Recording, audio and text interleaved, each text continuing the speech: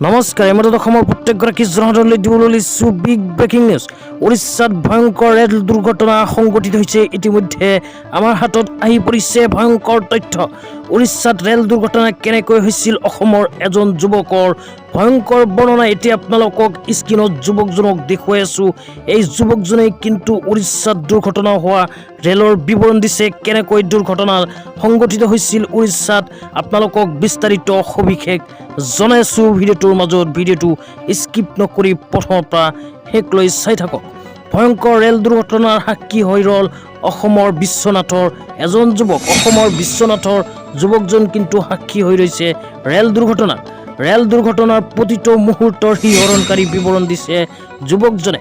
হঠাৎ ৰেলখন তললৈ নামি যোৱা অনুভৱ কৰিছিলোঁ। যুৱকজনে কৈছে, হঠাৎ ৰেলখন তললৈ নামি যোৱা অনুভৱ কৰিছিলোঁ। চিৰিৰ পৰা নামি গৈছিল ৰেলখন চিৰিৰ পৰা নামি যোৱা অনুভৱ কৰিছিল যুৱকজনে কৈছে। মই খিৰিকীৰ কাষত আছিলোঁ। যুৱকজনে খিৰিকীৰ কাষতে বহি আছিল ৰেল যেতিয়া দুৰ্ঘটনা সংঘটিত হৈছে। মই চিটটো সাৱটি ধৰিছিল যুৱকজনে। ৰেল দুৰ্ঘটনা যেতিয়া হৈছিল তেতিয়া লগে লগে মৃত্যু দেখাৰ নিচিনা পালোঁ। যুৱকজনে কৈছে যে লগে লগে মই মৃত্যু দেখা যেন পালোঁ। মৃত্যুৰ ওচৰৰ পৰা ঘূৰি আহিলোঁ।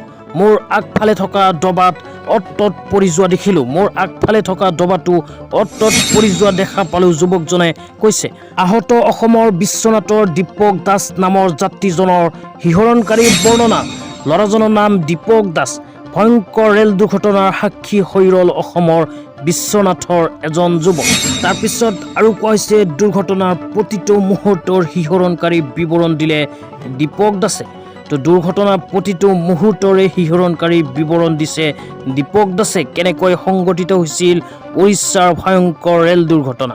তো আজি ইমানেই। ভিডিঅ'টো চাই কেনে পালে নিশ্চয় কমেণ্ট বক্সত কমেণ্ট কৰি জনাবলৈ নাপাহৰিব। তো আজি ইমানেই।